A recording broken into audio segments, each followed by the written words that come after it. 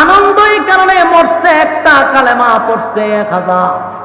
সবার ভিতরে আনন্দ, উমরের ভিতরে কোনো আনন্দ আসে নাই। কথা ইয়াদ রাখেন। খলিফাতুল মুসলিমিন হযরত উমর দৃশ্য দেখে সবাই হাসি দিতেছে যে না মাশাআল্লাহ, এক মুনাফিক মরছে কিন্তু 1000 কালেমা পড়ে ঈমান আনছে। সবাই আনন্দিত হইলেও খলিফাতুল মুসলিমিন হযরত উমর মনের মধ্যে বড় ব্যথা, মনে বড় কষ্ট। ওনার কষ্ট হলো 1000 মুনাফিক দাঁড়াইয়া নবীরে জানাইলো সের নেতৃত্বে নবীর বিরোধিতা করছে। 1000 মুনাফিক নবীরে জানাইলো তার নেতৃত্বে ইসলামের 12টা বাজাইছে, সাহাবীরা শাহাদাত বরণ করছে। এত কিছু জানার পরেও নবী কেমনে রে জানাজা পড়াইলো? খলিফাতুল মুসলিমিন হযরত উমরের ভিতরে কোনো শান্তি নাই। আল্লাহ কেন জানাজা বন্ধ করলো না, এই নিয়েও হযরত উমর চিন্তায় আছে। জানাজা কেন বন্ধ করলো না? হযরত উমর এক জায়গায় চুপ করে বসে আছে, মনের দুঃখ লইয়া হযরত উমর নিজেই বসে রয়েছে। জানাজা শেষ, যার যার সবাই যাওয়া শুরু করছে। হঠাৎ করে হযরত উমর তাকায়া দেখে আল্লাহর পয়গম্বর ওই মুনাফিকের লাশের পিছনে পিছনে হাঁটতে হাঁটতে কবরের দিকে যাইতেছে। এই দৃশ্য দেখে হযরত উমর একটা লাফ দিয়া দাঁড়ায়া গেছে। দাঁড়াইয়া আবার উমর বলে, মালিক,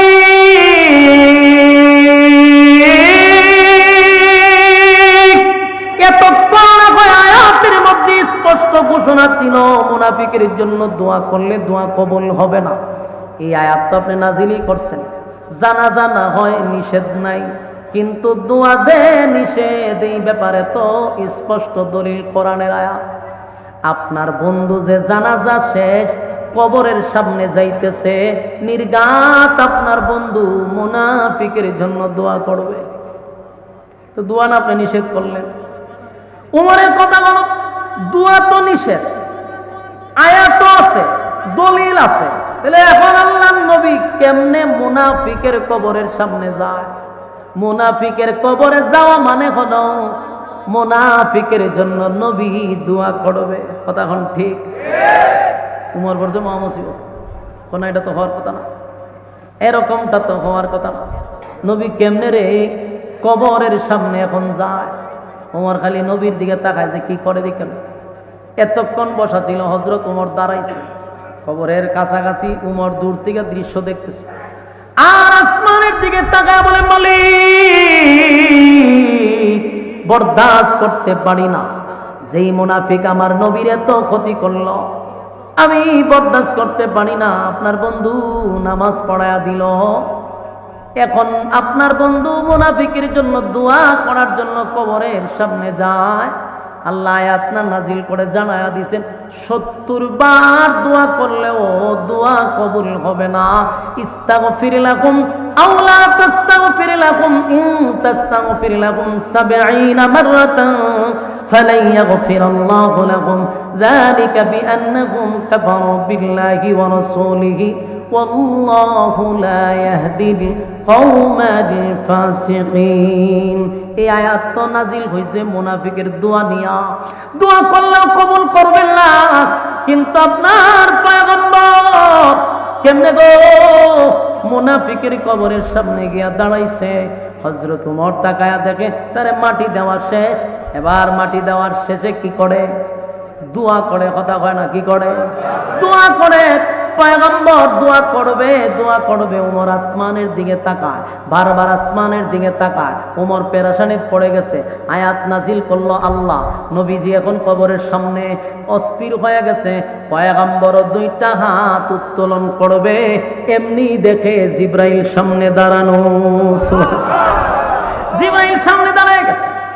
উমর ভাই ঘটনা করছে, জিব্রাইল যেহেতু আসছে, নির্ঘাত কোনো সংবাদ আসছে। এবার জিব্রাইল কো পয়গম্বর হাত লামা, দোয়া করবেন, পড়ে আগে শুনুন আল্লাহ কি বলে। আপনার উমরের সিদ্ধান্তটা মালিকের কাছে বড় পছন্দ। চিৎকার দিয়া কোন সুবহান। আর জোরে কোন আল্লাহু আকবার, আর জোরে কোন আল্লাহু আকবার। এই মানের আওয়াজ দিয়ে বলেন আল্লাহু আকবার।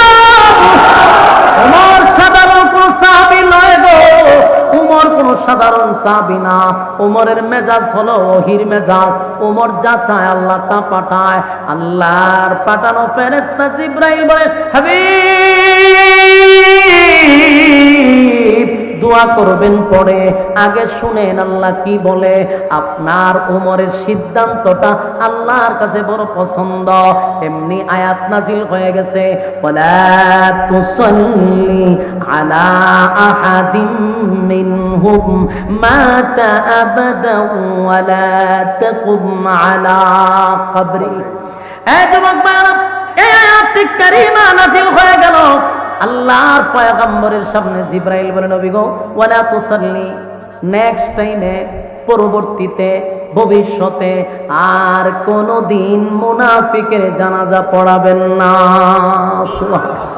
এই যুবক ভাইরা, এই যে আয়াতটি কারিমা নাজিল হয়ে গেল, ওমর যা চাইছিল আল্লাহ সেই আয়াতই পাঠাইছে। এখানে শেষ না, ওয়ালা তুসাল্লি আলা আহাদিম মিনহুম মাতা আবাদা ওয়ালা তাকুম আলা কবরি। শুধু নামাজের কথাই নিষেধ করে নাই, আল্লাহ বলেন কোন মুনাফিকের কবরের সামনে দাঁড়াইয়া আপনি কোনদিন দোয়া করবেন না।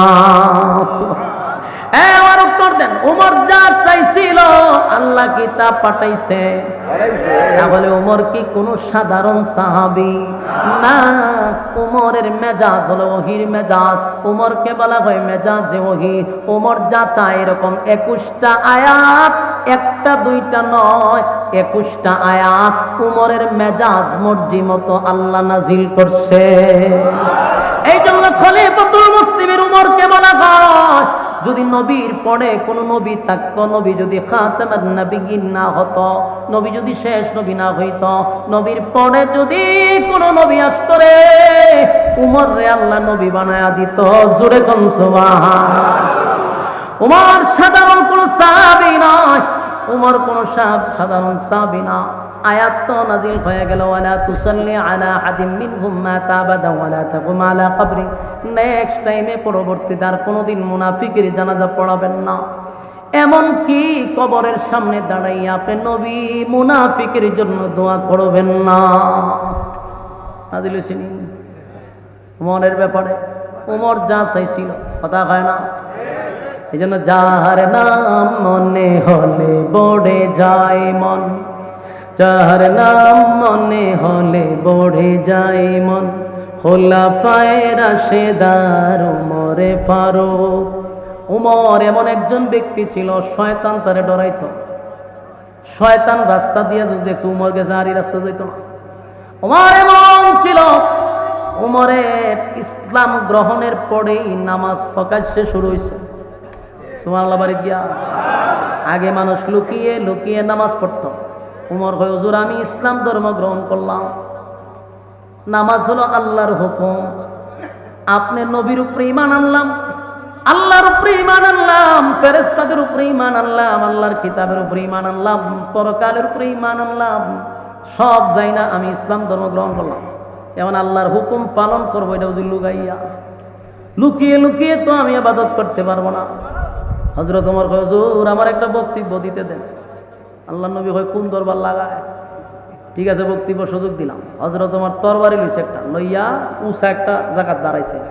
দাঁড়ায় হয়, মক্কার মানুষেরা, মক্কার মানুষেরা শুন, ভালো করে শুন, ভালো করে শুন। আজকের থেকে আমি উমর ঘোষণা দিলাম, আল্লাহর হুকুম নামাজ প্রকাশ্যে হবে। যদি কেউ বাধা দিতে আসবি, তোদের স্ত্রীদেরকে বিধবা করবি, না হয় তোদের সন্তানকে এতিম বানাবি। আমি উমর বলতেছি। আবু জাহেল মনে করছে অন্য কেমন বক্তব্য দেয়, ঘর থেকে বাড়িছে খুব পাপ মন লইয়া বাইরে হয় কাটারে, বাইরে গেছে উমর, যে উমরে দেখছো তোর মেরে আবার ঘরে গেছে। কেউ সব বনাস, আজরাইল খারাপ। সেদিন থেকে নামাজ কিন্তু প্রকাশ্যে শুরু হয়ে গেল, নামাজ প্রকাশ্যে শুরু হয়ে গেছে।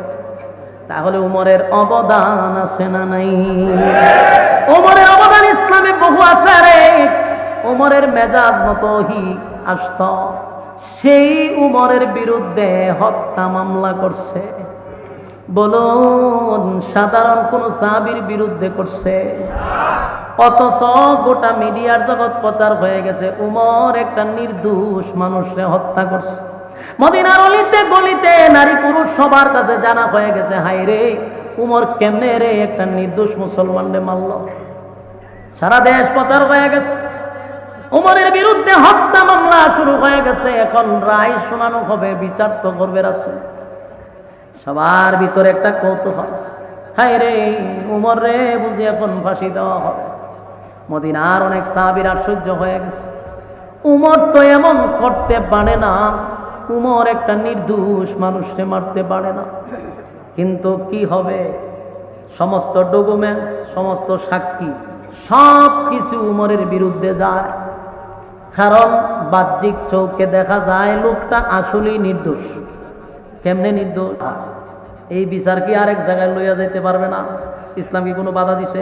রাসূল কয় না, তার পছন্দ না হইলে আরেক জায়গায় যাইব বিচার লইয়া। এটা ইসলামে কোনো দোষারোপ না, এটা দূষণীয় না। তার বিচার পছন্দ হয়েছে না, সে আরেক জায়গায় যাইব, এটা তো সে অপরাধ করে নাই। তুই এখান থেকে আমার ভাই করছে, আপনি বিচার করছেন, আমার বাড়ি পছন্দ হয়েছে না, গেছে উমরের কাছে বিচার লইয়া। এর লিয়ে কি উমরে হত্যা করতে পারে? আসলে কথা তো সত্য, এটা তো কোনো অপরাধ না। কিন্তু উমর হত্যা করছে। এবার পার্লামেন্টে দাঁড়াইছে উমর, আসামির কাঠগড়ায় দাঁড়াইছে বিচারক নবী। সুবহানাল্লাহ, কি এমন একটা করুণ দৃশ্য! নবী বিচারকের আসনে বসা, উমরকে আসামির কাঠগড়ায় দাঁড়াইছে। বিচারের রায় হয়ে যাবে, নবী রায় দিবে। ঠিক এই মুহূর্তে আমার তেলাওয়াতকৃত সূরা নিসার 65 নম্বর আয়াত নাজিল হয়। যুবক বালক, এতক্ষণের আলোচনা কি বুঝলেন? সূরা নিসার 65 নম্বর আয়াত যে তেলাওয়াত করলাম, কেন নাজিল হলো? এই ঘটনার কেন্দ্র কইরা নবী যখন উমরে আসামির কাঠগড়ায় দাঁড় করাইছে, আমার নবী বিচারকের কাঠগড়ায় বসছে, নবীর রায় দিবে। এর আগ মুহূর্তে জিবরাইল হুজুর একটু থামেন, আয়াত নাজিল হয়েছে। এবার আয়াত নাজিল হয়, নাজিল হইয়া নবীরে জানায় দে, ওয়ালা তুসাল্লি আলা আহাদিম মিনহুম মাতা আবাদাও ওয়ালা তাকুম। না, এটা তুই আয়াত না। فلا وربك لا يؤمنون حتى يحكموك فيما شجر بينهم ثم لا يجدوا في أنفسهم حرجا مما قضيت ويسلموا تسليما। فلا وربك এই আয়াতটি কারীমা যখন নাযিল হয়ে গেল রে, জিবরাইল কয় নবী কলমটা তুলেন, আগে আয়াতটা শুনেন। সুবহানাল্লাহ। নবী তো রায় দিবে, রায় দিবে দিবে। এমন সময় জিবরাইল কয় হুজুর কলমটা শোনান, আমি আয়াত নিয়ে আসছি, আয়াতটা শুনেন। ফালা ওয়া রাব্বিকা, আপনার রবের কসম, আপনার রবের কসম। ফালা ওয়া রাব্বিকা লা ইউমিনুনা হাত্তা ইউহাক্কিমুকা ফীমা শাজারা বাইনাহুম সুম্মা লা ইয়াজিদু ফি আনফুসিহিম হারাজান মিম্মা কাযাইতা ওয়া ইউসাল্লিমু তাসলিমা। জিবরাইল বলে, হাবিব,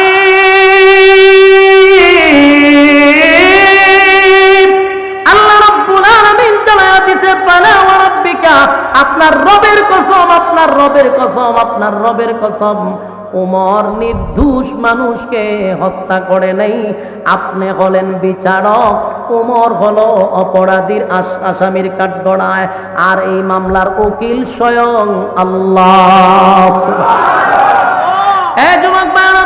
অপরাধী হইল খলিফাতুল মুসলিমিন হযরত ওমর, বিচারক হলো পয়গম্বর, আর এই মামলার উকিল স্বয়ং আল্লাহ। উকিল যদি আল্লাহ হয়, বলুন মামলা কি ডিসমিস করা সম্ভব? হযরত ওমরের পক্ষে স্বয়ং আল্লাহ নিজেই উকিলাতি করলেন। আয়াত নাজিল করে জানায় দে, ফালা ওয়া রাব্বিকা, আপনার রবের কসম, আপনার উমর কোন নির্দোষ মানুষকে হত্যা করে নাই। যারে হত্যা করছে এ মূলত কোনো মুসলমান ছিল না, সে ছিল একটা মুনাফিক। ঘটনা বেরিয়েছেন কথা হয় না? যে লোকটাকে উমর হত্যা করছে, সে সমাজের মানুষের কাছে বলতো আমি একজন মুসলমান, আমি একজন ইমানদার। আপনারা আমিও কিন্তু ইমানদারি দাবি করি, আমিও নিজের মুসলমান দাবি করি। কথা হয় না? এই নিজের মুসলমান দাবি করি, নিজের ইমানদার ইমানদার ইমানদার হিসাবে সমাজে প্রকাশ করি, কথা হয় না? এখানে যদি সবাইরে জিগায় আপনারা কি করবেন আমি একজন ইমানদার, কথা হয় না? সবাই যদি ইমানদার হয় তাহলে আল্লাহ রাব্বুল আলামিন কোরআনের ভিতরে বারবার কেন বললো ইয়া আইয়ুহাল্লাযীনা আমানু, হে ইমানদারেরা, জায়গায় জায়গায় শুধু ইমানদারকে ডাক দেয়, ইয়া আইয়ুহাল্লাযীনা আমানুত্তাকুল্লাহা হাক্কা তুকাতি, হে ইমানদারেরা আমি আল্লাহকে ভয় করো, ইয়া আইয়ুহাল্লাযীনা আমানু কু আনফুসাকুম ওয়া আহলিকুম নারা, এখানে আল্লাহ বলেন হে ইমানদারেরা জাহান্নামের আগুন থেকে বাঁচো, ইয়া আইয়ুহাল্লাযীনা আমানু তুবু ইলাল্লাহি তাওবাতান নাসুহা, হে ইমানদারেরা তোমরা ফিরে আসো, গুনাহ থেকে ফিরে আসো। এখানেও ইমানদার, সব জায়গায় ইমানদার, ইল্লাল্লাযীনা আমানু, হে ইমানদাররা ঈমান আনো। আমার যুবক ভাইরা, সবাই যদি ইমানদার হয়, আল্লাহ বারবার কেন ইমানদারকে দাওয়াত দেয়? ইমানদারকে কেন জাহান্নামের আগুন থেকে বাঁচার কথা বলে? ইমানদারকে কেন বলে তোমরা ভয় করো? ইমানদারকেই বলে কেন তোমরা ঈমান আনো? বুঝতে হবে ইমানদারের ভিতরেও ঈমানের দুর্বলতা আছে। কথা বলো, আমাদের সমাজে সুদ খায় নিজের দাবি করে ইমানদার, ঘুষ খায় সেও হয় ইমানদার, বেনামাজি সেও ইমানদার, জেনাকুর সেও ইমানদার, টেন্ডারবাজ সেও ইমানদার, সাদাবাজি করে সেও ইমানদার, কথা হয় না? কথা হয় না? বেনামাজিও ইমানদার দাবি করে, ঘুষ করে ইমানদার দাবি করে, জেনাকুর সেও ইমানদার দাবি করে। একজন 5 ওয়াক্তের নামাজি হাজী সাহেব সেও নিজের ইমানদার দাবি করে, জেনাকুরে হয় আমার ইমানদার।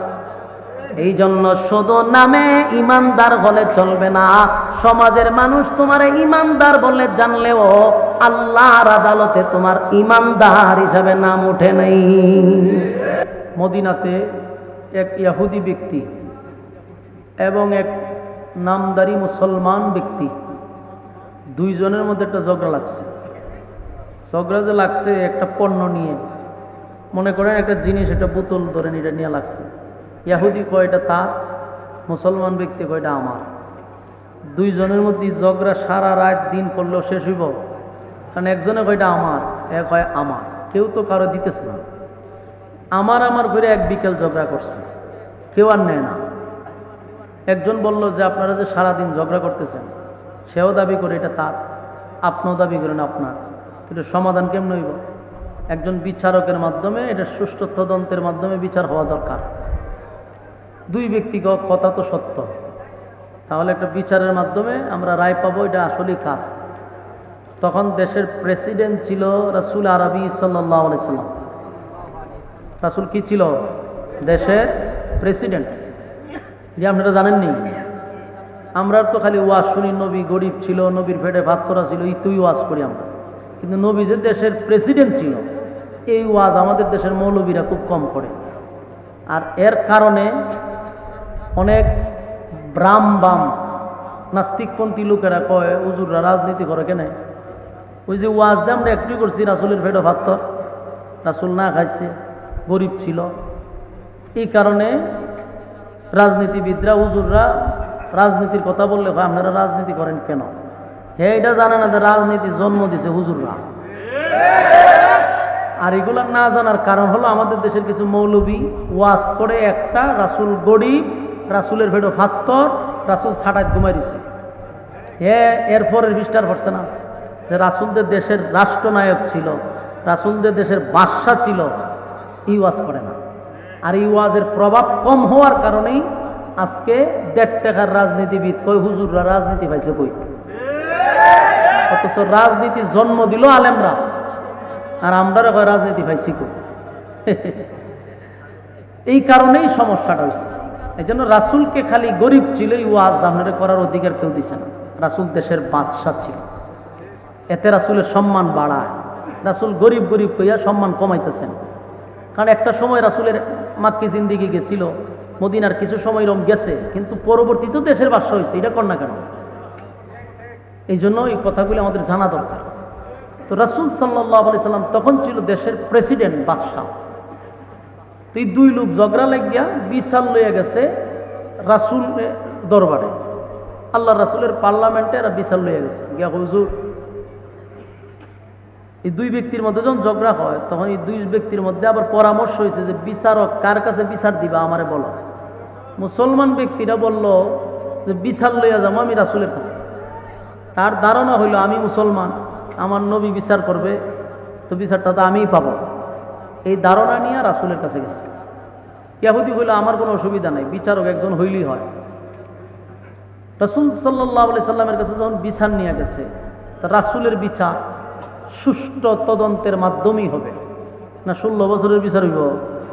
কথা হয় না দি 16 বছর যে অতীতে বিচার হইছে এই বিচার হইব? 16 বছরের যে কি বিচার এটা তো আপনারা জানেন। দর্শন করছে একজনে, মিডিয়ায় প্রচার করছে আরেকজনে, টেন্ডারবাজি করছে আরেকজনে, পত্রিকায় আসছে আরেকজনের নাম, দলীয় নাম আসে না কোনো সময়।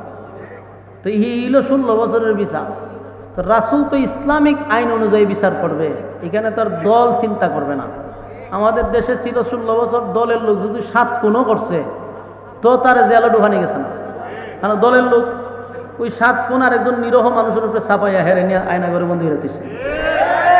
এই ছিল 16 বছরের বিচার। তো রাসূলের পার্লামেন্টে যখন বিচার দিছে, রাসূল তো আর এই আমাদের হারুন আঙ্কেলের মতো আর বিচার করবে না। তো রাসূল সাল্লাল্লাহু আলাইহি সাল্লাম এটার সুষ্ঠু একটা তদন্ত করছে যে আসলে মালটা কার। গোয়েন্দা দিয়া এটা সুষ্ঠু তদন্ত করে দেখে মালটা আসলে ইহুদি ব্যক্তির, এই মালটা মুসলমান ব্যক্তির না। তো রাসূল বিচারের রায় করে বলল যে দেখো আমি তদন্ত নিয়ে দেখছি এবং শিরুনি অভিযান দিছি, দিয়া দেখলাম যে মালটা মূলত হইল ইহুদির মাল, এটা তোমার না। মাল দিয়া দিছে ইহুদিরে, ইহুদি ব্যক্তি তো মাল ভাইয়া খুশি বাড়ির দিকে রওনা দিছে।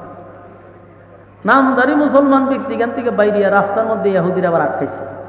আটকায় খারাপ কোথায় যাস? ও মাল ভাইছি বাড়ির যাবো। যাওয়ান যেত না কেন? ওই বিচার আমার পছন্দ হয়েছে না। নাউজুবিল্লাহ আসেনি? খুব মনোযোগ দিয়ে যদি আপনি না শুনেন তাহলে আলোচনা বুঝতেন না। আর গিচ্ছা কাহিনী যদি শুনতে চান তাহলে মনোযোগ লাগে না। কাল্পনিক গল্প শুনতে গেলে কি লাগে না? মনোযোগ লাগে না। কিন্তু আপনি যদি কিছু কোরআন থেকে কথা শুনতে চান অবশ্যই আপনাকে মনোযোগ দিতে হবে। এই পয়েন্টগুলো একটু মনে রাখেন। হ্যাঁ, নিজেরা দাবি করে কি মুসলমান, বলুন নিজেরা দাবি করে কি, কিন্তু রাসূল বিচার করে দিছে কি কয় পছন্দ হয়েছে না, এই কথাটা ইয়াদ রাখবেন। তো ইহুদিরে কয় যে শোন বিচার আমার পছন্দ হয়েছে না, আমি এটা সানি বিচার লইয়া যাবো আরেক জায়গায়। ইহুদি কয় বেটা তুই নিজে একজন মুসলমান দাবি করস, তোর নবী বিচার করে দিল, রায় ফাইলাম আমি, তুই মাঝ রাস্তা তাইয়া কস বিচার তোর পছন্দ হয়েছে না, তোরে তো আমার সন্দেহ লাগতেছে। ইহুদি বুঝতে পারছে যে তুই 2 নাম্বার, তুই 1 নাম্বার না। তোর নবী বিচার করলো, তুই নিজেরে দাবি করস মুসলমান, আবার তুই কস বিচার পছন্দ হয়েছে না। মুসলমান ব্যক্তি কয় শোনো বিচার আমার পছন্দ হয়েছে না, আমি এটার পুনরায় বিচার আরেক জায়গায় লয়ে যাবো। ইহুদি চিন্তা করলে এর লগে ঝগড়া করে আমি পারতাম না। তখন এরা জিগায় তখন তুই বিচার কার কাছে লয়ে যাবে? আমি বিচার জায়গা মতো লয়ে যাবো, হয়তো আমি উমরের কাছে লয়ে যাবো বিচারটা। ইহুদির ব্যক্তির ধারণা হইল মাল যেহেতু এটা আমার, বিচার যেই করুক মালটা আমি পাবো। আর ইহুদির আকীদা হইল যে আমি নিজে একজন ইহুদি, আল্লাহ বিশ্বাস করি না, মুসলমানের আল্লাহ আমি বিশ্বাস করি না, তার রাসূলটা আমি বিশ্বাস করি না, তবে আমার ইয়াকিন আর বিশ্বাস হলো মুসলমানের বিচারটা হয় সঠিক। সুবহানাল্লাহ। এটা ইহুদি বুঝতে পারছে যে মুসলমানের বিচার কি হয়, সঠিক বিচার। বলে তো ঠিক আছে, তুই যেখানে যে বিচারকে তোর পছন্দ হয় আমি এই বিচারকের কাছেই যাব। এই 2 ব্যক্তি গেছে উমরের কাছে বিচার লই। উমর নরম না গরম? বালা জায়গাত গেছে, উমরের কাছে গেছে বিচার লইয়া, হুজুর আমরা একটা বিচার লইয়া আসলাম, এই মাল লইয়া 2 জনে ঝগড়া, এক কয়টা হের আমি কই আমার, আপনি বিচার করে দিন। ইহুদি কয় হুজুর আমার কথা আছে, বিচার তো আপনিই করবে, তবে আমার একটা কথা আছে। কথা হইল এই বিচারটা এর আগে কিন্তু আপনার নবী কইরা দিছে আমার, আপনি যে বিচারণ করবে এই বিচার আপনার নবী মুহাম্মদুর রাসূলুল্লাহ সাল্লাল্লাহু আলাইহি ওয়াসাল্লাম উনি বিচার কইরা রায় আমারে দিছে, কিন্তু আপনার আর মুসলমান ব্যক্তিটা কয় নবীর বিচার বলে পছন্দ হয়েছে না, এর লিগে হেসানি বিচার আপনার কাছে লইছে। উমরের জিগায় কিরে ঘটনা সত্য? জি হুজুর সত্য। রাসূলের বিচার পছন্দ হয়েছে না? না। আমার বিচার তোর পছন্দ হইব? জি ঠিক আছে, তাহলে তুই দাঁড়া আমি আই। আমার বিচার যেহেতু তোর পছন্দই পাও তুই খারাপ থাকিস লড়িস না। উমর ঘরের ভিতর থেকে একটা তরবারি লইছে, দাঁড়ালো তরবারি লইয়ার সামনে খাড়িছে, খারিয়া কয় তুই নিজের দাবি করস মুসলমান, আমার নবী বিচার করে দিছে, তোর বিচার পছন্দ হইছে না, তুই সানি বিচারের লেগে আবার জায়গা পাইছ তো উমরের কাছে আইসস, তা আমি বিচার করে দিলে তোর পছন্দ হইব? জি দিলে নে, আমার বিচারটা হইল তোর বডির থেকে মাথাটা আলাদা করে দেওয়া। কইই উনি একটা সেট মারছে, একবারে মাথাটা 10 হাত দুনিয়া ফেলাইছে। আল্লাহু আকবার বাড়ি দিয়া কইবে এটা হলো উমরের বিচার। কার বিচার? এ জায়গা মতো গেছে, আর জায়গা মতো মানুষ হয়েছে না। উমরে ভাই আমার রাসূলের বিচার পছন্দ হয়েছে না, তুই আমার কাছে আমার বিচার হলে তোর মাথা ফেলাই দেওয়া। একটা কূপ দিছে, জায়গাত মাথা ফেলাই দিছে। শেষ না ঘটনা, কিন্তু ঘটনা শেষ হয়েছে না, ঘটনা শুরু হয়েছে। মাথা যখন সেট দিয়া ফেলাই দিল, ইহুদি কয় সর্বনাশ, আজরাইলের দ্বারে দেমে আইছে। হে কাঁপতাছে, তরতর করে, আল্লাহ হলে আমারে খুব মারে।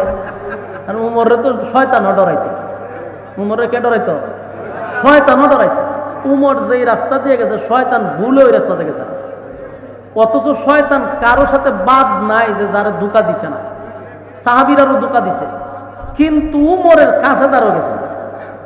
শয়তানে যারা ডরায়, চিন্তা করছেন নি? ইহুদি কাঁপতে কাঁপতে হের ফসরাব বেরিয়ে গেছে। উমর রাদিয়াল্লাহু তাআলা কয় তুই খাপস কেন? হে বাটপারি করছে, এর শেষ করছে, তোর কোনো দোষ নাই, নে মাল তোর, এটা যা।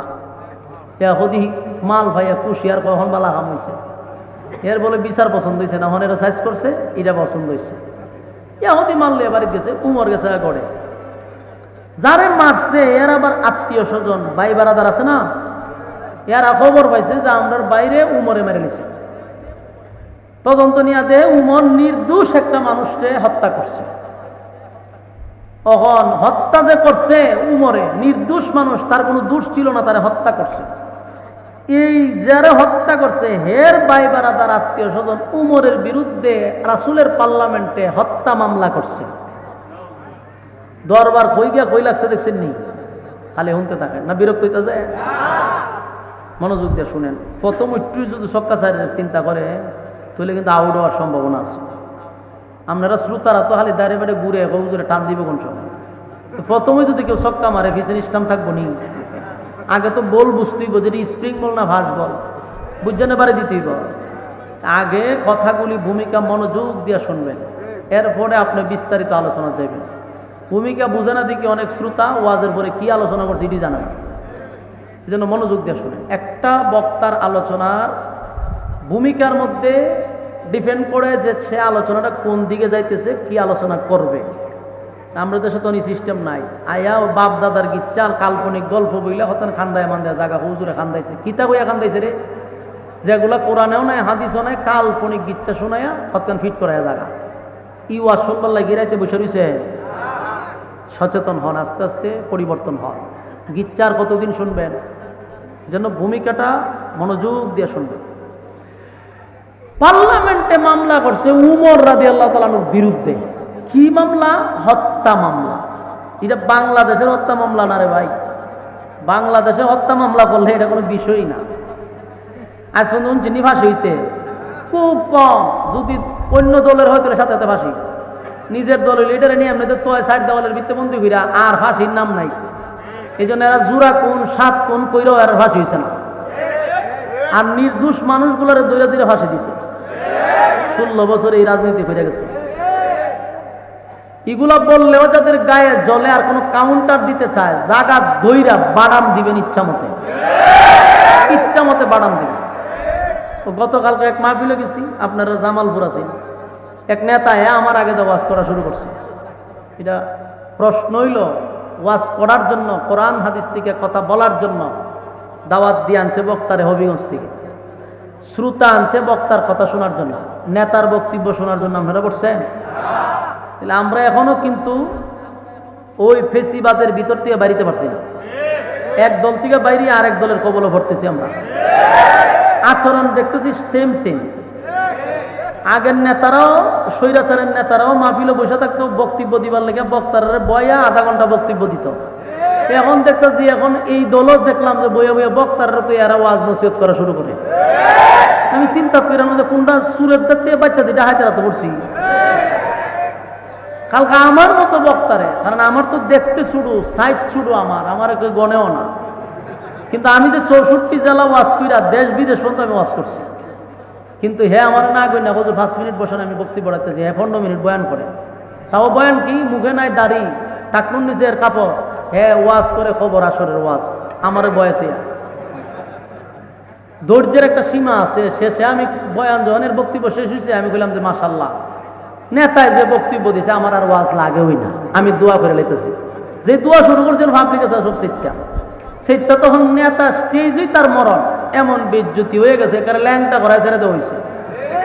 কারণ উচিত শিক্ষা তাদেরকে এখন থেকে না দিলে এরা আরো ভয়ঙ্কর হয়ে উঠবে সামনে। এটা ওই দাদার ইশারায় এখন আর দেশ চলতেছে না, এটা ডক্টর ইউনূসের ইশারায় দেশ চলতেছে। সুতরাং ওই নেতাগিরি এখানে দেখায় না। আপনাদেরকেও বলবো সচেতন হন। কোন নেতার বক্তব্য শোনার জন্য আসছেন?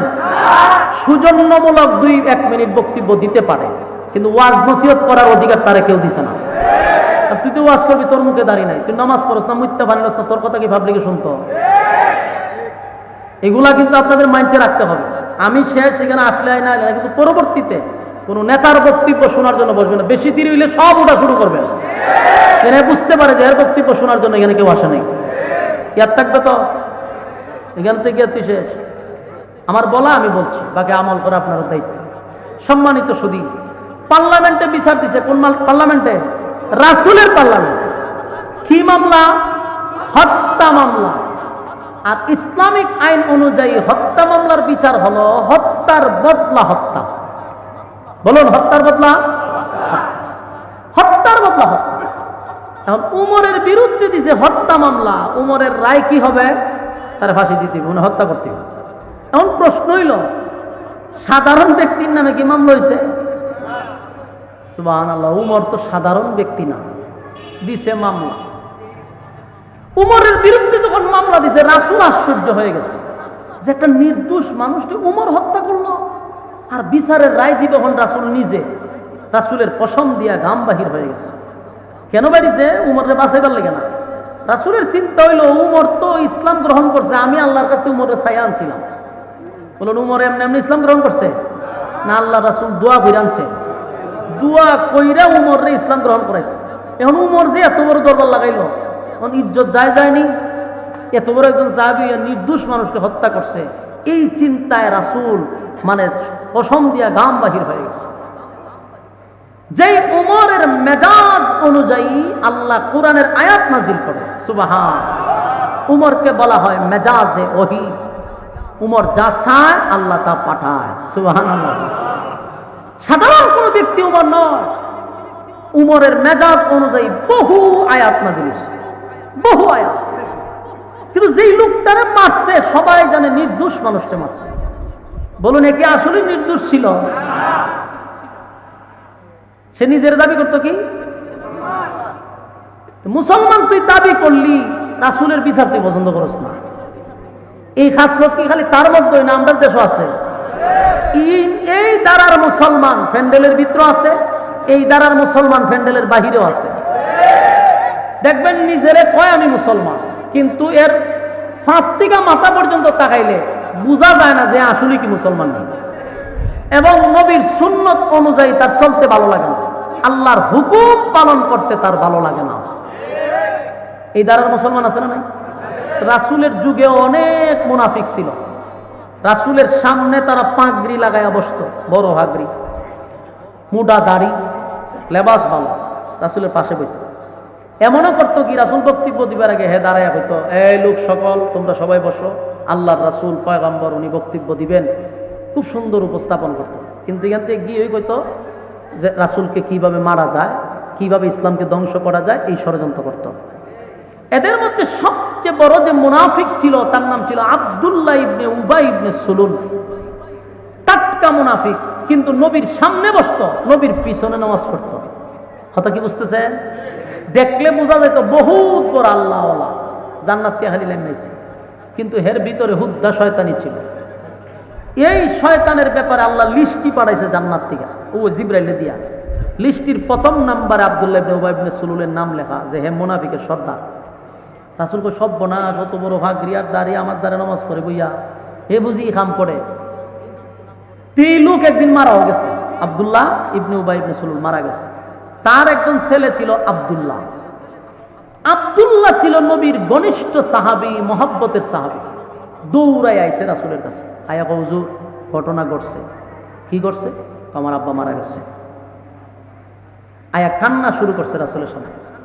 রাসূল কয় তোমার আব্বা মারা গেছে, আমি কি করতাম? বাপ যে বেশি ভালো আছেন না এটা আমি জানি। আমার আব্বারে দেখতে বোঝা যায় তো জান্নাতে লাইমাইছে, কিন্তু ভিতরে হুবদা শয়তানি আছে এটা আমিও জানি। কিন্তু আমার তো বাপ হিসাবে আমার মায়া লাগে। আমি জানি আমার বাপের অবস্থা ভালো হবে না। আপনি নবীর কলিজায় আঘাত দিছে, অসংখ্য সাহাবীদের কলিজায় আঘাত দিছে, কিন্তু যেটাই হোক আমার বাবা, আমার কষ্ট লাগতেছে। রাসূল কয় তখন আমি কি করতাম? আপনি খালি জানাজাটা ভরাই দিবেন, আমার দিলে সাক্ষী দেয়, আপনার জানাজা ফিরে দিলে আব্বার আল্লাহ মাফ করে দিবে। সুবহানাল্লাহ। আল্লাহ নবী কয় ঠিক আছে, আমি জানাজা ফরাই দিলে যদি আল্লাহ মাফ করে দেয় অসুবিধা কি? সুবহানাল্লাহ। নবীর ভিতরে কত মায়া দেখে। এজন্য আল্লাহ বলেন ওমা আরসালনাকা ইল্লা রাহমাতাল লিল আলামিন। আল্লাহ রাব্বুল আলামিন বলেন আমার বন্ধুকে আমি রহমত স্বরূপ পাঠাইছি। সুবহানাল্লাহ।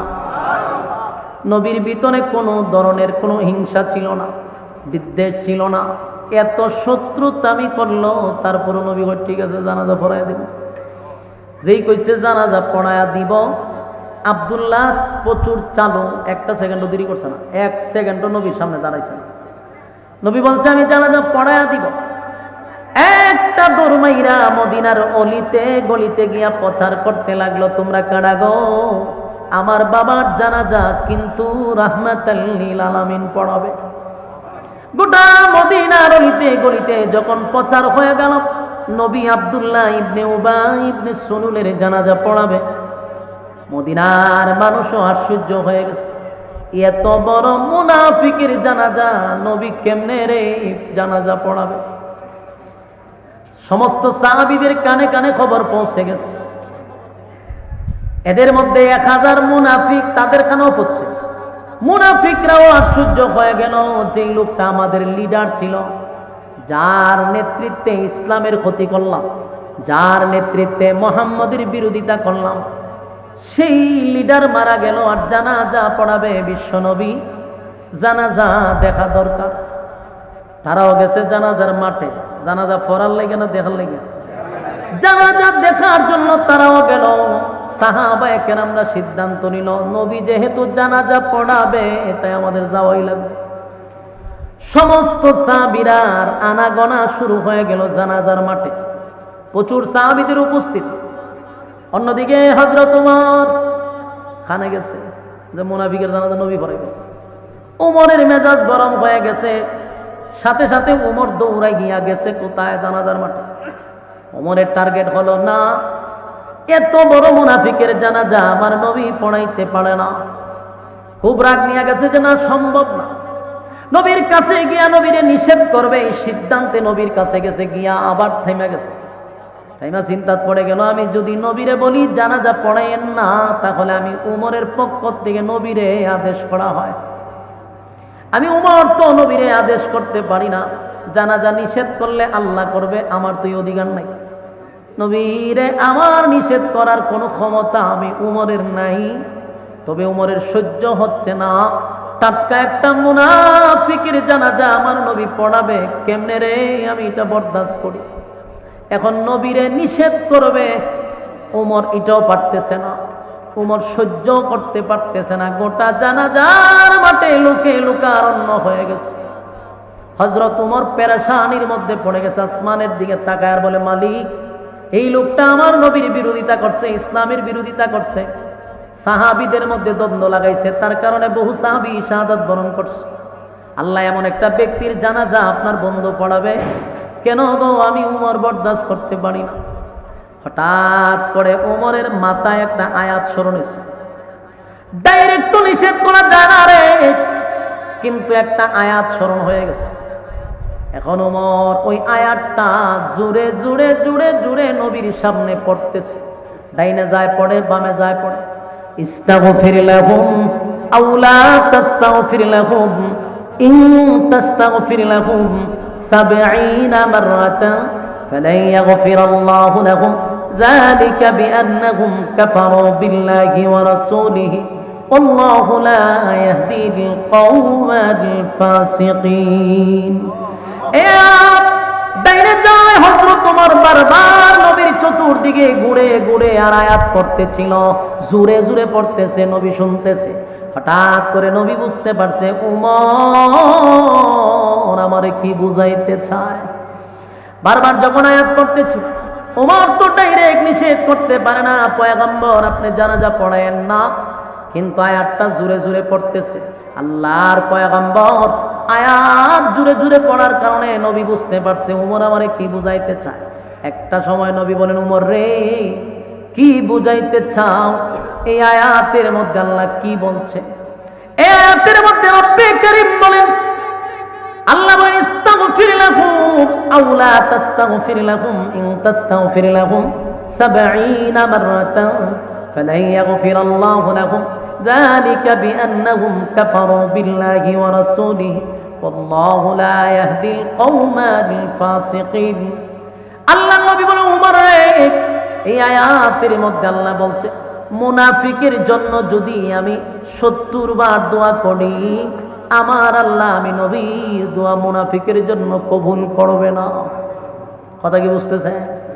উমরের কথা বলো পয়গম্বর আপনি তো বুঝছেন আমি কেন আয়াত পড়তেছি, যেখানে আল্লাহ আয়াত দিয়া নিষেধ করছে মুনাফিকের জন্য 70 বার দোয়া করলেও আপনি নবীর দোয়াও আল্লাহর কাছে কবুল হবে না, সেখানে আপনি কেমনে গো দাঁড়াইয়া মুনাফিকের জানাজা পড়াইতেছেন? আল্লাহ নবী বলেন, ওমর এই আয়াতের মধ্যে কোথাও তো নামাজের কথা নিষেধ নেই। সুবহানাল্লাহ। ওমর নবীর আয়াত শুনাইতেছে যেন নবী না জানাজার নামাজ বন্ধ করে দেয়। আর পয়গম্বর বলেন এই আয়াতের মধ্যে আল্লাহ নিষেধ করছে 70 বার দোয়া করলেও দোয়া কবুল হবে না, কিন্তু আয়াতের ভিতরে জানাজার নামাজ নিষেধ একবারও আল্লাহ বলে নাই। হযরত ওমর আসমানের দিকে তাকায় বলেন, মালিক আমার যতটুকু ক্ষমতা ছিল আমি আপনার পয়গম্বরকে বারবার বারবার আয়াতটা শোনায়া দিলাম, কিন্তু আপনার পয়গম্বর বলেন এই আয়াতের কোথাও নামাজের কথা নিষেধ নাই। বাস্তবতা হলো আসলেই তো সত্য, এই আয়াতের কোথাও নামাজের কথা নিষেধ নাই, কিন্তু ওমরের ব্যথা হলো আমি চাই না এই মুনাফিকের জানাজা আমার নবী পড়া, এটা আমি বরদাস্ত করতে পারি না। তাই তো ওমর আসমানের দিকে তাকায় বলে, মালিক নামাজটা বন্ধ করে দেন। সুবহানাল্লাহ। বারবার আসমানের দিকে তাকায় ওমর বলে, মালিক নামাজটা বন্ধ করে দেন, নামাজটা বন্ধ করে দেন। ওমর আসমানের দিকে তাকাইয়া বারবার আল্লাহর দিকে বলে, মালিক এত বড় দুশমনের জানাজা নবী পড়াবে, আমি এটা কোনোভাবেই বরদাস্ত করতে পারি না। আল্লাহ জানাজার নামাজ বন্ধ করে দেন, কিন্তু আয়াত নাজিল হয় না। ওমরও চতুর্দিকে তাকাইতেছে আর ওই আয়াত বারবারই পড়তেছে, নবী যেন বারবার পড়ার কারণে জানাজা বন্ধ করে দেয়। এরপরও নবী জানাজা বন্ধ করে নাই। হঠাৎ করে নবী গিয়া জানাজার মাঠে দাঁড়ায়া গেছে। দাঁড়াইয়া পয়গম্বর দাঁড়াইয়া বলতেছে কাতার সোজা করো। ওমর বারবার আসমানের দিকে তাকায়, মনে করছে এই তো জিবরাইল আসতেছে, নামাজ বন্ধ করে দিবে, কিন্তু নবী কাতারও সোজা করাইল। ইমামতির মুসল্লায় নবী গিয়া দাঁড়ায়ও গেল। দাঁড়াইয়া পয়গম্বর জানাজার নামাজ অলরেডি শুরু করে দিছে, নামাজ শুরু করে দিল, এমনকি নামাজ কমপ্লিট করে দিল। নামাজ তো হয়ে গেল। মুনাফিকের জানাজা হাজার হাজার সাহাবীদের উপস্থিতিতে নবী জানাজা কমপ্লিট করে দিছে। উমরের মনটা বড় খারাপ, মনের মধ্যে অনেক কষ্ট। সবাই উমরের দিকে তাকায় ছিল যে পয়গম্বরের সামনে দাঁড়াইয়া উমর কিছু বলতে পারবে, এছাড়া কোনো সাহাবীর সাহস নাই আল্লাহর নবীর সামনে দাঁড়ায় কথা বল। যেই জায়গায় উমর কিছু বলতে পারে নাই, সব সাহাবীদেরও কোনো বক্তব্য নাই, কিন্তু ওমরের মনটা বড় খারাপ। কতক্ষণ পরে পরে আসমানের দিকে তাকায়। আল্লাহর পয়গম্বর জানাজার নামাজ শেষ করে দিল, এখানেই তো শেষ না। হঠাৎ করে সাহাবীরা তাকায়া দেখে পয়গম্বরের মুখের থেকে একটু তুতু লামাইছে, লামাইয়া মুনাফিকের মুখের মধ্যে নবীর তুতু লাগায়া দিছে। সুবহানাল্লাহ বলবেন। নবীর কত মায়া রে, দুশ্মনের মুখে নবীর তুতু লাগায়া দিছে। সাহাবীরা আশ্চর্য হয়ে গেছে, ঘটনা কি? নবী জানাজা পড়াইলই বালা, কিন্তু এখন তার মুখে কেন নবীর এত পবিত্র তুতু তার মুখে লাগাইছে? এখানে নবী সাহাবীরা আশ্চর্য হইল, কিন্তু এর থেকে বড় আশ্চর্যজনক ঘটনা নবী ঘটায়া দিছে। নবীজি হঠাৎ করে মুনাফিকের লাশের সামনে গিয়ে দাঁড়াইছে। দাঁড়াইয়া নবীর শরীরের একটা জুব্বা খুলে, চাদরটা খুলে মুনাফিকরে কাপন স্বরূপ নবীর চাদর পড়ায়া দিছে। সুবহানাল্লাহ। এই চিত্রটা দেখার পরে উপস্থিত সাহাবীরা চিৎকার দেয়ার কান্দার বলে, হায় রে, নবীর জুব্বার কত দাম, নবীর জুব্বার কত দাম।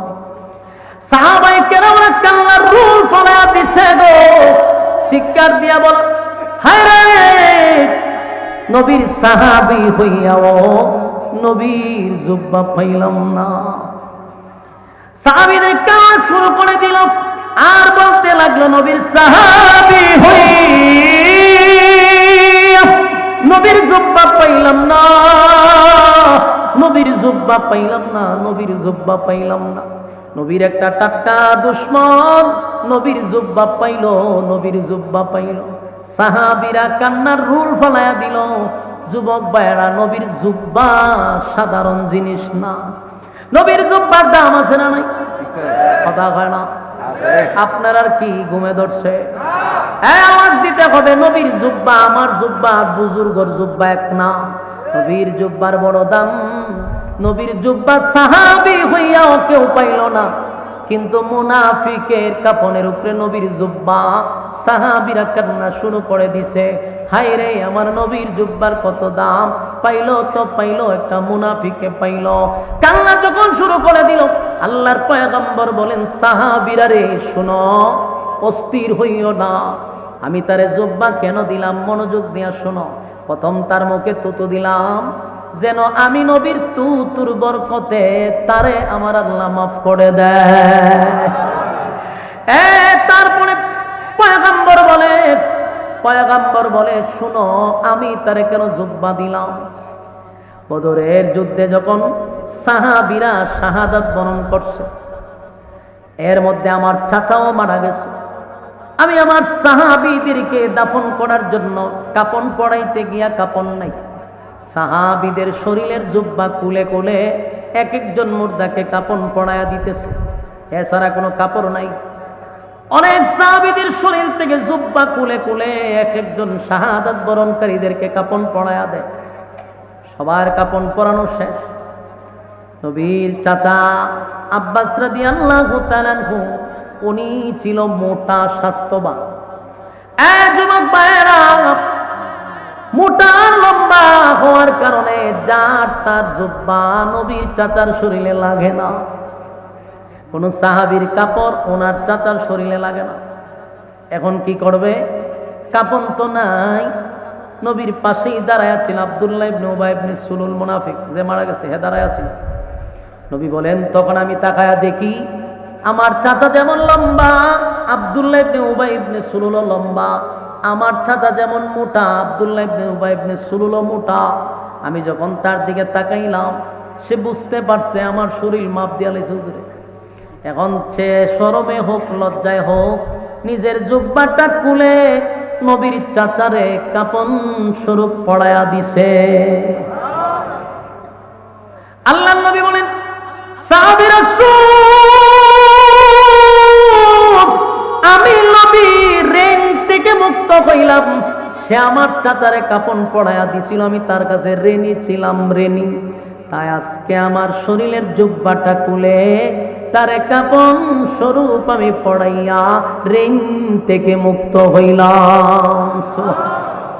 এই যুবক ভাইরা, এই দৃশ্যটা যেমন সাহাবায়ে কেরামরা দেখছে, এমন 1000 মুনাফিকরাও দেখছে।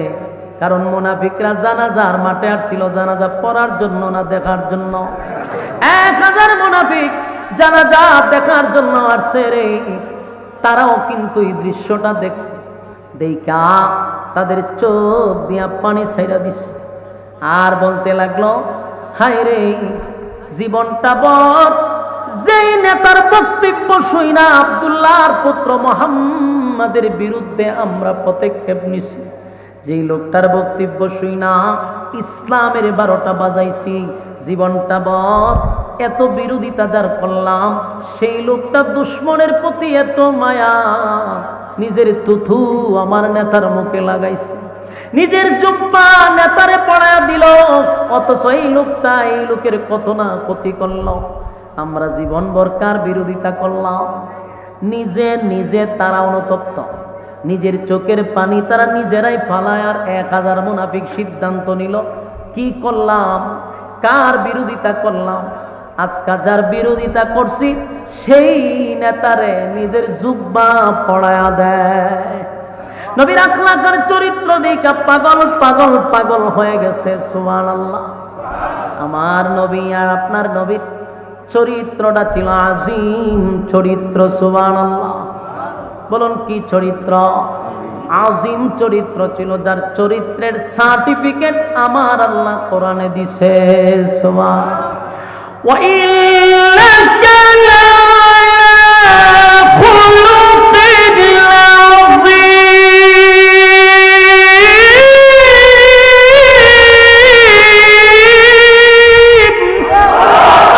আল্লাহ বলেন আজিম চরিত্র দিছি, আজিম চরিত্র, যার চরিত্রে তিল পরিমাণ কোনো স্পট নাই।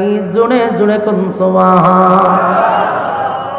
1000 মুনাফিক নবীর চরিত্র দেখা পাগল হয়ে গেছে, আর বলতেছে কার বিরোধিতা করলাম?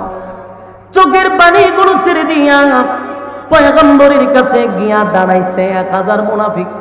পয়গম্বরের সামনে দাঁড়ায় বলে, নবী গো, তাকাইয়া তাকাইয়া শুধু দৃশ্যগুলা দেখছিলাম। দুশ্মনের প্রতি যদি আপনার এত মায়া হয়, দুশ্মনের প্রতি যদি আপনার এত মহব্বত হয়, তাহলে আপনার বন্ধুর প্রতি আপনার কত মায়ার মহব্বত। যেই নেতারে আপনি কাপড় পরাইয়া দিলেন, যেই নেতারে তুথু লাগাইয়া দিলেন, সেই নেতার ওয়ার্ডারে আপনি নবীর বিরোধিতা করছি আমরা। এই নেতার ওয়ার্ডারে ইসলামের 12টা বাজাইছি। আপনার অনেক সাহাবী আমাদের কারণে বিপদগ্রস্ত হয়েছে। আজকে সেই নেতারে জুব্বা পরাইয়া দিলেন, সেই নেতারে তুথু লাগাইয়া দিলেন। বুঝতে পারি নাই আপনার আখলাক দেখে আমরা পাগল হয়ে গেছি, আর একটা সেকেন্ড দেরি করতে চাই না। পড়ায়া দেন লা ইলাহা ইল্লাল্লাহু মুহাম্মাদুর রাসূলুল্লাহ সাল্লাল্লাহু আলাইহি ওয়াসাল্লাম। 1000 মুনাফিক গুলি কালেমা পড়ে ঈমান আনছে। 1000 মুনাফিক কালেমা পড়ে ঈমান আনছে। বলুন মারা গেছে কয়টা? আপনারা কি ক্লান্ত হয়ে গেছেন? আওয়াজ না দিলে আমিও আওয়াজ বন্ধ করে দিব। এটা আপনার আর বক্তা না। আমার বাড়ি সিলেট, আপনার বাড়ি হলো জামালপুর, শেরপুর। দুই দেশের মানুষ কি একরকম? তাহলে আমাদের তবিয়ত একরকম, আপনাদের আরেক রকম। আমাদের সিস্টেম হলো শ্রোতা কথা বলতে, নীরবতা পালন করলে কথা বলার আগ্রহ নষ্ট হয়। আর এত নীরবতা পালন করলে আমি বুঝুন যে আমার প্রতি বিরক্ত হইতেছেন। আমার আওয়াজ আস্তে আস্তে কমতে কমতে বয়ানে ছেড়ে দিতে হবে। যেখানে শ্রোতা নীরবতা, এখানে হইতো না, আওয়াজ দিতেই। হ্যাঁ বলুন, মরছে কয়টা? হ্যাঁ আওয়াজ দিতে। আপনারা আওয়াজ দিলে আমার আওয়াজ বাড়ি। মরছে কয়টা? কালেমা পড়ছে কয়টা? হ্যাঁ 1000 কালেমা পড়ল, মরল 1 মুনাফিক। কালেমা পড়ল 1000 মুনাফিক। সুবহানাল্লাহ। সাহাবীদের ভিতরে আনন্দ, আনন্দই কারণে মরছে একটা, কালেমা পড়ছে 1000। সবার ভিতরে আনন্দ, উমরের ভিতরে এখন আনন্দ আসে নাই। কথা ইয়াদ রাখেন। খলিফাতুল মুসলিমিন হযরত উমর দৃশ্য দেখা সবাই হাসি দিতেছে যে না মাশাআল্লাহ, এক মুনাফিক মরছে কিন্তু 1000 কালেমা পড়ে ঈমান আনছে। সবাই আনন্দিত হইলেও খলিফাতুল মুসলিমিন হযরত ওমর মনের মধ্যে বড় ব্যথা, মনে বড় কষ্ট। ওনার কষ্ট হলো 1000 মুনাফিক দাঁড়াইয়া নবীরে জানাইলো সের নেতৃত্বে নবীর বিরোধিতা করছে। 1000 মুনাফিক নবীরে জানাইলো তার নেতৃত্বে ইসলামের 12টা বাজাইছে, সাহাবীরা শাহাদাত বরণ করছে। এত কিছু জানার পরেও নবী কেমনে রে জানাজা পড়াইলো?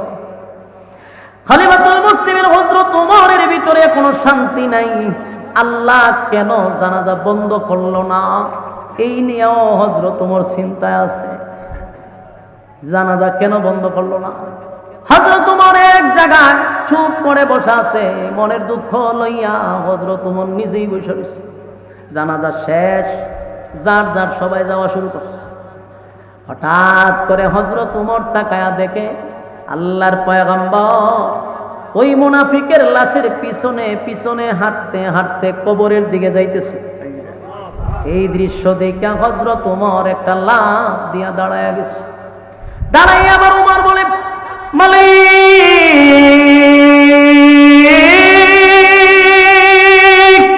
এতক্ষণ আয়াতের মধ্যে স্পষ্ট ঘোষণা ছিল মুনাফিকের জন্য দোয়া করলে দোয়া কবুল হবে না। এই আয়াত তো আপনি নাজিলই করছেন। জানাজা না হয় নিষেধ নাই, কিন্তু দোয়া যে নিষেধ এই ব্যাপারে তো স্পষ্ট দলিল কোরআনের আয়াত। আপনার বন্ধু যে জানাজা শেষ কবরের সামনে যাইতেছে, নির্ঘাত আপনার বন্ধু মুনাফিকের জন্য দোয়া করবে, তো দোয়া না আপনি নিষেধ করলেন। উমরের কথা বলো, দোয়া তো নিষেধ, আয়াত আছে, দলিল আছে, তাহলে এখন আল্লাহর নবী কেমনে মুনাফিকের কবরের সামনে যায়? মুনাফিকের কবরে যাওয়া মানে হলো মুনাফিকের জন্য নবী দোয়া করবে। কথা এখন ঠিক? উমর বলছে মহামুসিবত, কোন এটা তো হওয়ার কথা না, এরকমটা তো হওয়ার কথা না। নবী কেমনে রে কবরের সামনে এখন যায়? ওমর খালি নবীর দিকে তাকায় যে কি করে দেখেন। এতক্ষণ বসা ছিল, হযরত ওমর দাঁড়াইছে কবরের কাছাকাছি, উমর দূর থেকে দৃশ্য দেখতেছে। আর আসমানের দিকে তাকায় বলে, মালিক, বরদাস্ত করতে পারি না যেই মুনাফিক আমার নবীর এত ক্ষতি করলো, আমি বরদাস্ত করতে পারি না। আপনার বন্ধু নামাজ পড়ায়া দিল, এখন আপনার বন্ধু মুনাফিকের জন্য দোয়া করার জন্য কবরের সামনে যায়। আল্লাহ আয়াত নাজিল করে জানায়া দিয়েছেন 70 বার দোয়া করলেও দোয়া কবুল হবে না। ইস্তাগফির লাকুম আও লা তাস্তাগফির লাকুম ইন তাস্তাগফির লাকুম 70 মাররাতান ফালান ইয়াগফিরাল্লাহু লাকুম যালিকা বিআন্নাহুম কাফারু বিল্লাহি ওয়া রাসূলিহি ওয়াল্লাহু লা ইয়াহদিল কওমাল ফাসিকিন। এই আয়াত তো নাজিল হয়েছে মুনাফিকের দোয়া নিয়া। দোয়া করলেও কবুল করবেন না, কিন্তু আপনার পয়গম্বর কেমনে গো মুনাফিকের কবরের সামনে গিয়া দাঁড়াইছে। হযরত ওমর তাকায়া দেখে তারে মাটি দেওয়া শেষ। এবার মাটি দেওয়ার শেষে কি করে? দোয়া করে। কথা কয় না, কি করে? দোয়া করে। পয়গম্বর দোয়া করবে, ওমর আসমানের দিকে তাকায়, বারবার আসমানের দিকে তাকায়। ওমর পেরেশানিতে পড়ে গেছে। আয়াত নাজিল করলো আল্লাহ, নবীজি এখন কবরের সামনে অস্থির হয়ে গেছে। পয়গম্বর 2টা হাত উত্তোলন করবে, এমনি দেখে জিব্রাইল সামনে দাঁড়ানো। জিব্রাইল সামনে দাঁড়ায় গেছে। ওমর ভাই ঘটনা করছে। জিব্রাইল যেহেতু আসছে, নির্ঘাত কোনো সংবাদ আসছে। এবার জিব্রাইল কো পয়গম্বর হাত লামা, দোয়া করবেন, পড়ে আগে শুনুন আল্লাহ কি বলে। আপনার উমরের সিদ্ধান্তটা মালিকের কাছে বড় পছন্দ। চিৎকার দিয়া কোন সুবহান। আর জোরে কোন আল্লাহু আকবার। আর জোরে কোন আল্লাহু আকবার। এই ইমানের অবস্থা বলে আল্লাহু আকবার। উমর সাধারণ কোন সাহাবী নয় গো, উমর কোন সাধারণ সাহাবী না। উমরের মেজাজ হলো ওহির মেজাজ। উমর যা চায় আল্লাহ তা পাঠায়। আল্লাহর পাঠানো ফেরেশতা জিব্রাইল বলে, হাবিব দোয়া করবেন পরে, আগে শুনেন আল্লাহ কি বলে। আপনার উমরের সিদ্ধান্তটা আল্লাহর কাছে বড় পছন্দ। এমনি আয়াত নাজিল হয়ে গেছে, ওয়ালা তুসাল্লি আলা আহাদিম মিনহুম মাতা আবাদা ওয়ালা তাকুম আলা কবরি। এই যুবক ভাইরা, এই আয়াতটি কারিমা নাজিল হয়ে গেল। আল্লাহর পয়গম্বরের সামনে জিবরাইল বলে, নবী গো, ওয়ালা তুসাল্লি, নেক্সট টাইমে, পরবর্তীতে, ভবিষ্যতে আর কোনদিন মুনাফিকের জানাজা পড়াবেন না। এই যুবক ভাইরা, এই যে আয়াতটি কারিমা নাজিল হয়ে গেল, উমর যা চাইছিল আল্লাহ সেই আয়াতই পাঠাইছে। এখানে শেষ না, ওয়ালা তুসাল্লি আলা আহাদিম মিনহুম মাতা আবাদা ওয়ালা তাকুম আলা কবরি, শুধু নামাজের কথাই নিষেধ করে নাই। আল্লাহ বলেন কোন মুনাফিকের কবরের সামনে দাঁড়াইয়া আপনি কোনদিন দোয়া করবেন না। আমার উত্তর দেন, উমর যা চাইছিল আল্লাহ কি তা পাঠাইছে? তাহলে উমর কি কোনো সাধারণ সাহাবী না?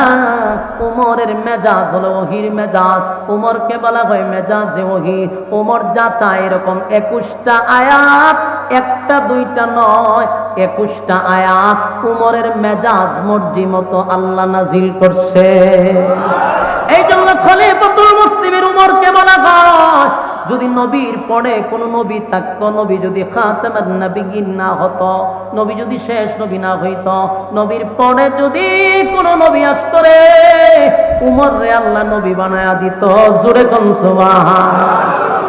উমর সাধারণ কোন সাহাবী নয়, উমর কোন সাধারণ সাহাবী না। আয়াত তো নাজিল হয়ে গেল, ওয়ালা তুসাল্লি আলা আহাদিম মিনহুম মাতা আবাদা ওয়ালা তাকুম আলা কবরি। নেক্সট টাইমে, পরবর্তীতে আর কোনোদিন মুনাফিকের জানাজা পড়াবেন না। এমন কি কবরের সামনে দাঁড়াইয়া আপনি নবী মুনাফিকের জন্য দোয়া করবেন না। নাজিল হইছেনি উমরের ব্যাপারে। উমর যা চাইছিল, কথা হয় না? এই জন্য যাহার নাম মনে হলে বড়ে যায় মন, যাহার নাম মনে হলে বড়ে যায় মন, খোলাফায়ে রাশেদার উমরে ফারুক। উমর এমন একজন ব্যক্তি ছিল, শয়তান তারে ডরাইতো। শয়তান রাস্তা দিয়ে যদি দেখছে উমর গেছে, আর এই রাস্তা যাইতো না। উমর এমন ছিল, উমরের ইসলাম গ্রহণের পরেই নামাজ প্রকাশ্যে শুরু হয়েছে। সুবহানাল্লাহ বাড়ি গিয়া আগে মানুষ লুকিয়ে লুকিয়ে নামাজ পড়তো। উমর কয়, হুজুর আমি ইসলাম ধর্ম গ্রহণ করলাম। নামাজ হলো আল্লাহর হুকুম। আপনি নবীর উপরে ঈমান আনলাম, আল্লাহর উপরে ঈমান আনলাম, ফেরেশতাদের উপরে ঈমান আনলাম, আল্লাহর কিতাবের উপরে ঈমান আনলাম, পরকালের উপরে ঈমান আনলাম, সব যাই না আমি ইসলাম ধর্ম গ্রহণ করলাম।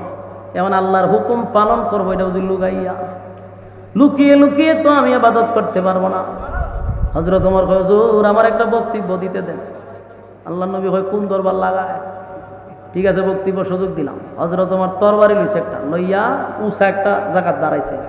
দাঁড়ায় হয়, মক্কার মানুষেরা, মক্কার মানুষেরা শুন, ভালো করে শুন, ভালো করে শুন। আজকের থেকে আমি উমর ঘোষণা দিলাম, আল্লাহর হুকুম নামাজ প্রকাশ্যে হবে। যদি কেউ বাধা দিতে আসবি, তোদের স্ত্রীদেরকে বিধবা করবি, না হয় তোদের সন্তানকে এতিম বানাবি। আমি উমর বলতেছি। আবু জাহেল মনে করছে অন্য কেমন বক্তব্য দেয়, ঘর থেকে বাড়িছে খুব পাপ মন লইয়া বাইরে হয় কাটারে, বাইরে গেছে উমর, যে উমরে দেখছো তোর মেরে আবার ঘরে গেছে। কেউ সব বনাস, আজরাইল খারাপ। সেদিন থেকে নামাজ কিন্তু প্রকাশ্যে শুরু হয়ে গেল, নামাজ প্রকাশ্যে শুরু হয়ে গেছে। তাহলে উমরের অবদান আছে না নাই? উমরের অবদান ইসলামে বহু আছে রে। উমরের মেজাজ মতো হি আসত, সেই উমরের বিরুদ্ধে হত্যা মামলা করছে। বলুন, সাধারণ কোন সাহাবীর বিরুদ্ধে করছে? অথচ গোটা মিডিয়ার জগৎ প্রচার হয়ে গেছে উমর একটা নির্দোষ মানুষকে হত্যা করছে। মদিনার অলিতে গলিতে নারী পুরুষ সবার কাছে জানা হয়ে গেছে, হায় রে উমর কেমনে রে একটা নির্দোষ মুসলমানরে মারল। সারা দেশ প্রচার হয়ে গেছে।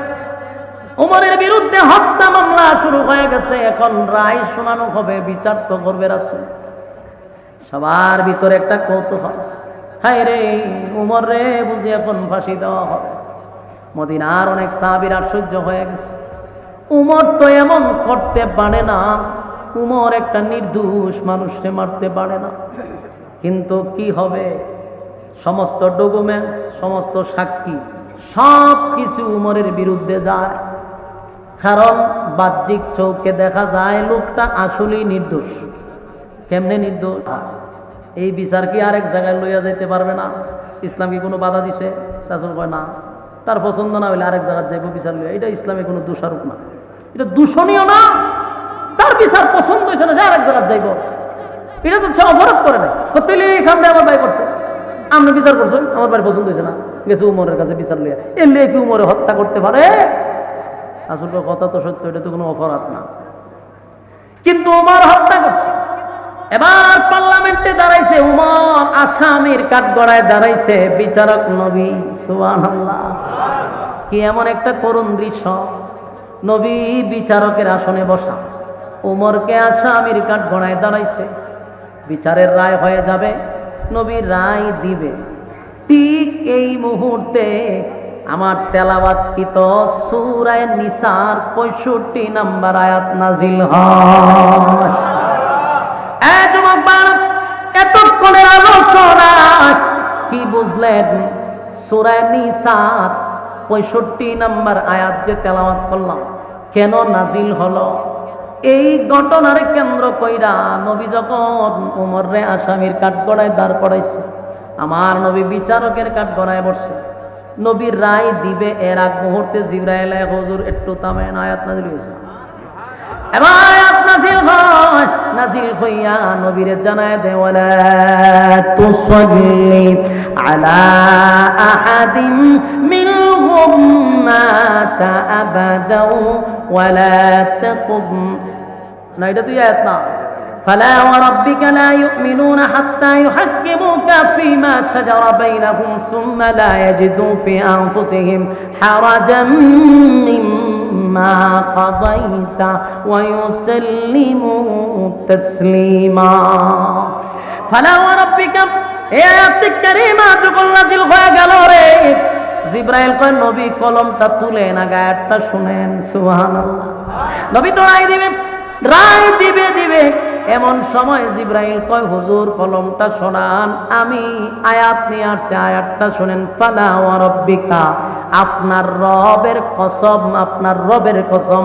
ফালা ওয়া রাব্বিকা লা ইউমিনুনা হাত্তা ইউহাক্কিমুকা ফীমা শাজারা বাইনাহুম সুম্মা লা ইয়াজিদু ফি আনফুসিহিম হারাজান মিম্মা কাযাইতা ওয়া ইউসাল্লিমু তাসলিমা। জিবরাইল বলে, হাবিব,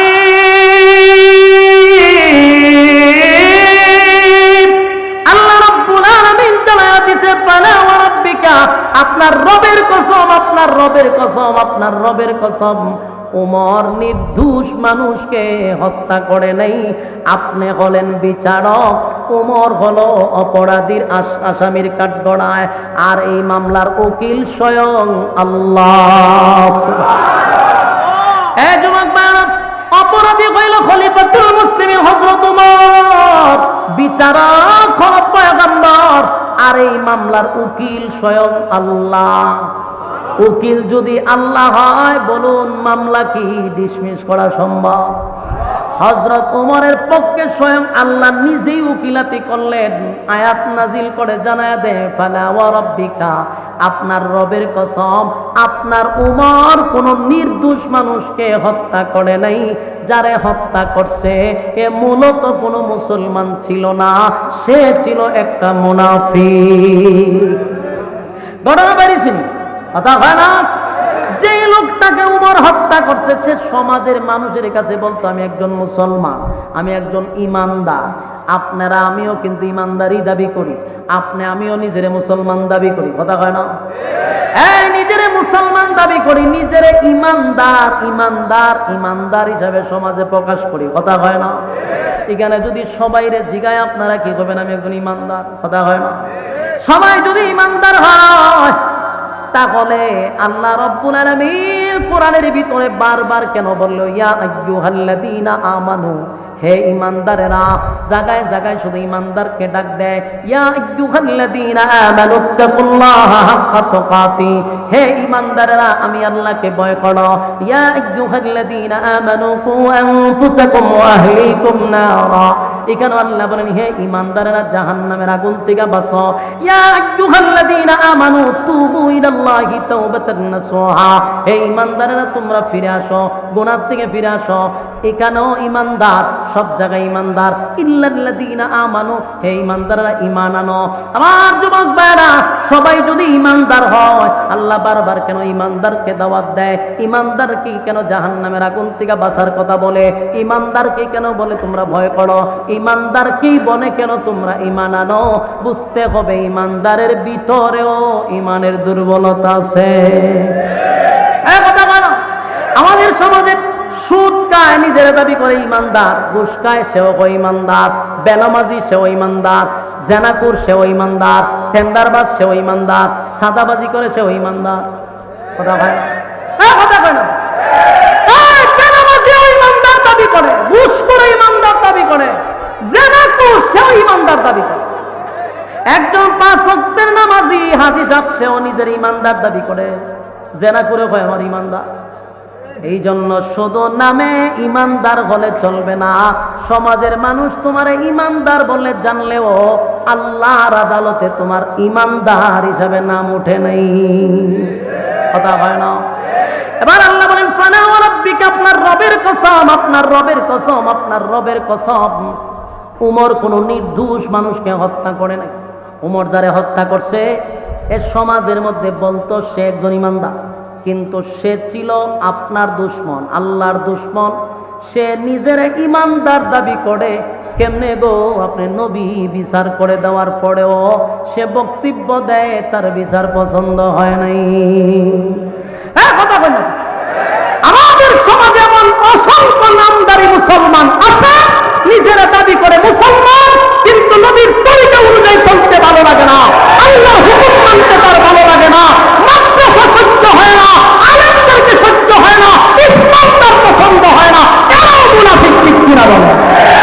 নিজের দাবি করে মুসলমান, ইসলামের শত্রুরা হুঁশিয়ার সাবধান, ইসলামের শত্রুরা হুঁশিয়ার সাবধান।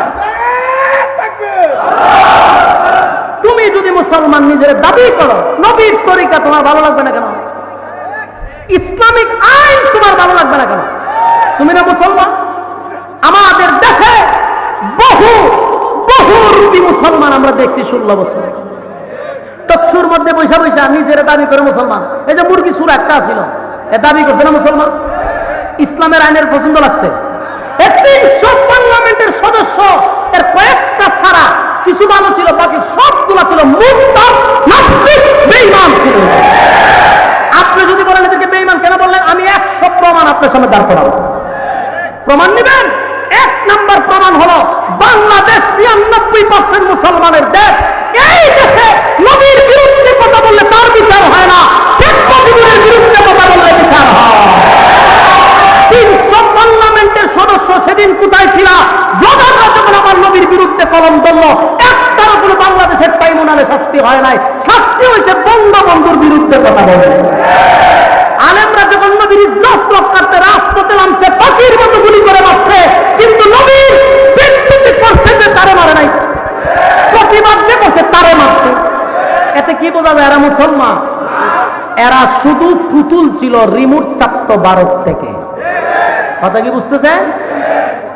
এরা ছিল কথা বলেন, এরা কি ছিল? এরা ছিল ফুতুল, ওখান থেকে রিমোট টিপত। সম্মানিত শুধু এই বাংলাদেশ 96% মুসলমানের দেশ। মানুষ নামাজ পড়ে না ঠিক, রোজা রাখে না ঠিক, নিয়ম মতো আল্লাহর হুকুম পালন করতে পারে না ঠিক, কিন্তু নবীর বিরুদ্ধে কথা বললে তাদের কলিজায় ব্যথা লাগে। এটা আপনাদের বুঝতে হবে। নতুন কয়েকজনের ক্ষমতায় আসতে চান তাদেরকে উদ্দেশ্য করে বলছি, দাদা বাবুরে খুশি করে বাংলাদেশে থাকতে পারবেন না। এটা আপনাদের মাথায় রাখতে হবে। নবীর বিরুদ্ধে কথা বলবে, বিচার করলে দাদা বাবু বেজার হবে, এই নিয়তে গদিত বসলে থাকতে পারবেন না। কারণ এখানে বাংলাদেশের মানুষ, ধর্মপ্রিয় মানুষ, এরা নবীর বিরুদ্ধে কথা বললে কোনোদিন সহ্য করতে পারে না, জীবন দিতে মানুষ প্রস্তুত। সম্মানিত শুধু এই মুনাফিক মারা গেছে, উমরকে দেওয়া হয়েছে হত্যা মামলা। আল্লাহ কয় ফালা ওয়া রাব্বিকা, আপনার রবের কসম, উমর কোনো নির্দোষ মানুষকে মারে নাই। সে যদি নিজেরে বলতো যে আমি একজন ইহুদি, সে যদি নিজেরে বলতো আমি একজন খ্রিস্টান, সে যদি বলতো আমি একজন মূর্তি পূজারী, নবীর বিচার পছন্দ হয়েছে না, এটা মাইনা নেওয়া যায়, কথা হয় না? একজন হিন্দু লোক, একজন খ্রিস্টান লোক, একজন ইহুদি লোক আমার নবীর বিচার পছন্দ হবে না, তার কাছে এটাই স্বাভাবিক। কিন্তু তুমি নিজের মুসলমান দাবি করে নবীর তরিকা তোমার পছন্দ হয় না, আল্লাহর হুকুম তোমার ভালো লাগে না, তুমি কোন ধরনের মুসলমান? মুরগি সুরার মতো মুসলমান, কথা হয় না? এরা মুরগি সুরের মতো মুসলমান। এই দেশে কে নিজের নাম রাখছে? কি নাম? মুরগি সুরা তৈরি উপাধি, শাহরিয়ার কবির সুরা, মুষ্টি মুসনা দিয়ে ঠাইনা তুলে লাগান দিত। এটা মুস আছিল মুরগের পিছনটার মতো, এটি ঠাইনা তুলে লাগান দরকার আছে। এর যেই পরিমাণ আলেমদেরকে বেজ্জতি করছে টকশুতে, সে যেইভাবে আলেমদেরকে তিরস্কার কথা বলছে, এ বলছিল কি ব্যাঙের ছাতার মতো মাদ্রাসা হয়ে গেছে। ব্যাঙের ছাতার মতো মাদ্রাসা আছে, তুই কো তোরা তো নাই। মাদ্রাসা থাকবে, আলেমরা থাকবে, এই জমিনের নেতৃত্ব আলেমরাই দিবে। মুরগি সুরার দলেরা তোদের বাত নাই, কিন্তু আলেমরা আগেও ছিল, এখনো আছে, কিয়ামত পর্যন্ত থাকবে। কারণ এদেশের কোন আলেম আজ পর্যন্ত সরকারের একটা টাকাও লুটপাট করে নাই, এদেশের কোন আলেম দুর্নীতি করে নাই, টাকা পাচার করে নাই। এরপরও 16 বছরে আলেমদের চেয়ে নির্যাতিত বাংলাদেশের কোন নেতা নেত্রী হইতে পারে নাই। সবচেয়ে বেশি নির্যাতিত আলেম রয়েছে বাংলাদেশে। আলেমদেরকে মাইনাস করে দেশে কোনো ক্ষমতায় আসা যাবে না, কারণ এদেশে আলেমদের অবদান বেশি। সবচেয়ে বেশি আয়নাগরে আলেমরা ছিল, সবচেয়ে নির্যাতিত আলেমরা ছিল। আলেমরে মাইনাস করবা কিভাবে? সম্মানিত সুধী, আমি এটাই বলবো, একজন খ্রিস্টানের কাছে নবীর বিচার পছন্দ হইতে পারে না, এটা স্বাভাবিক। একজন ইহুদির কাছে নবীর বিচার পছন্দ হয় না, এটাই স্বাভাবিক। কিন্তু নিজেরে মুসলমান দাবি করে আল্লাহর আইন নবীর তরিকা আপনার পছন্দ হয় না, বুঝা গেল স্পষ্ট মুনাফিক। কথা বলেন স্পষ্ট।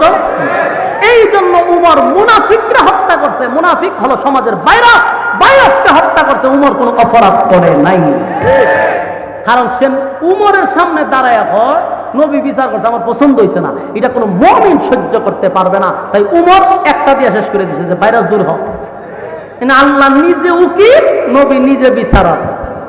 উমর অপরাধীর কাছ থেকে সমস্ত